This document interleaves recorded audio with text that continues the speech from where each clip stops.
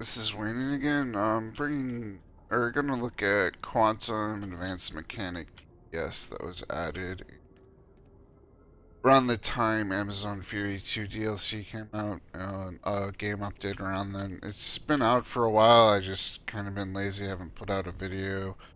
Anyway, the Quantum AM is pretty easy. It's very easy to spec for. It's pretty easy to do damage for. It's pretty fun. It gives out good numbers at the very least. Anyway, let me show you the spec for it first. Well, I'll explain it. So, first with this loadout, my number 2 tray power is Time Bomb, which I'll show you.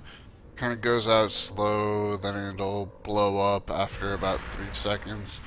The way this AM works is if you hit any power in the time tree while Time Bomb is out, that damage goes into Time Bomb and gets magnified by a modifier that depends on how close you are. If you're about mid-range or closer, you get the max modifier. If you're farther than mid-range, you'll have less of a modifier.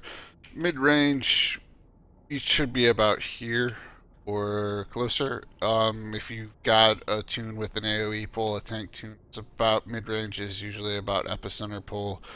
It's things like vortex cannons range, things like that.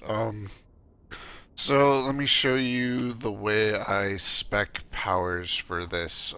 Basically with the DPS, all you need is everything in the time tree. The only real powers you need are the first one to get into it and the 2 side trees and temporal vortex as a supercharge.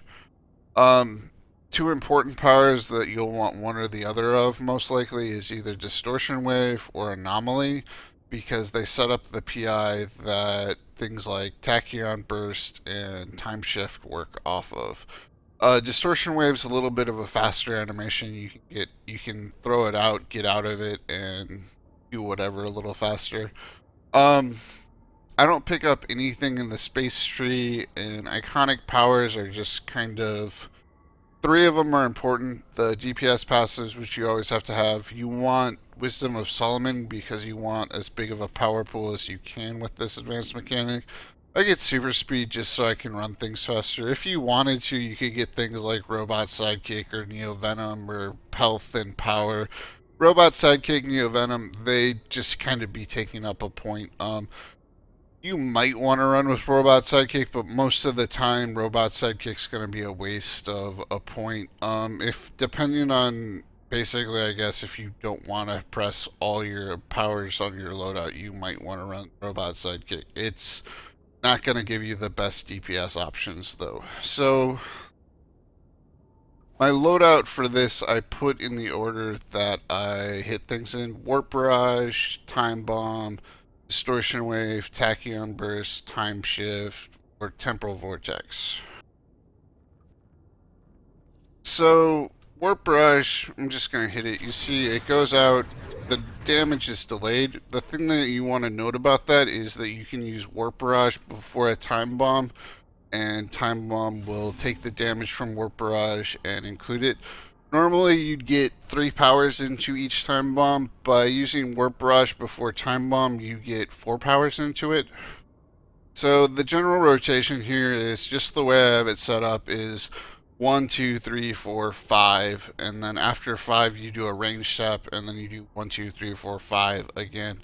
By the time you have a supercharge filled up, you can do 1, 2, 6, and then when 6 is the temporal vortex gets magnified as well. If you have 2 supercharges, you can get 2 supercharges in one Time Bomb. You can do Warp Barrage, Time Bomb, temporal vortex. It'll give you a high modifier, especially if you use a supply drop and a trinket. Time Bomb caps out at about 3.55 of your might, so you want to stack as much might as you can.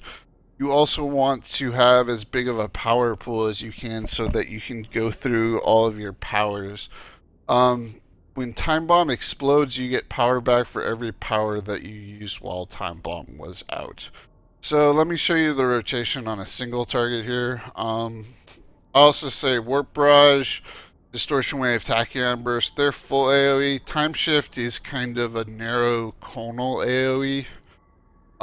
It'll mostly hit everything in a line, and I'll show you that on the 8 dummies in a second. But this rotation, pretty simple, is just, I'll just show it to you.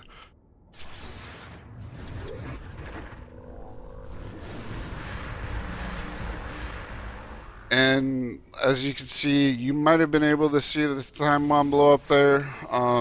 I wasn't even really paying attention to it, but it should have hit for about 17, 20,000 on this dummy. Note this character is only 111. He's mostly 98 gear. I just use him as synth mods because he's just an alt. I don't really care that I don't care that much about him. But even with synth modded and 111 CR, because quantum is so powerful, this guy will I can usually beat like 114s that are expert modded depending on their power or their skill level. Most of the time, if I'm pugging, I'm top DPS. When I was 106 and I was first going into some of the Labyrinth and the Halls of Hades raids, I was beating 114. Some of that is I have so many skill points on this alt because I unlocked them, but a lot of it is just knowing how to play the power and just knowing how to take advantage of it. So I'll show you, if we use time shift here, you'll see it hits the 2 in the row, and if I line up on the 3, it hits all 3 of them. So it's kind of a narrow conal AoE, or in a line of the target. AoE, the rotation's the same. And I'll show it to you. If you pay attention to when the time bomb blows up, you'll see the big effect.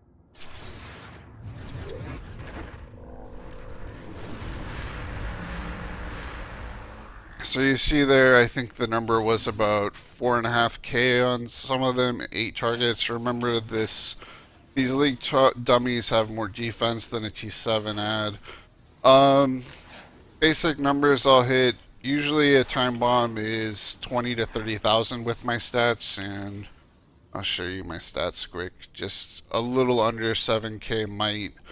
The precision is not that big of a deal. You basically want as much might as you can because might caps out the damage of time bomb. In between time bomb, do either a hold or a range tap. It's probably best to just do a range tap. The ideal weapon because of the range tap is going to be a rifle because its range tap is AoE. Secondary to that, probably you'd want brawlers. Brawlers is usually the highest single target tap AoE. I've got hand blasters on this guy just because that's what I got in the raid drop. The weapon doesn't really matter that much. I would just say use the highest one you have to help your stats. But if you have the choice, go for a rifle. And yeah, that's pretty much about it.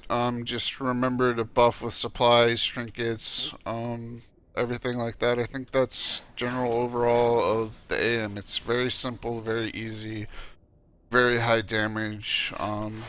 It gives you a lot of options for what you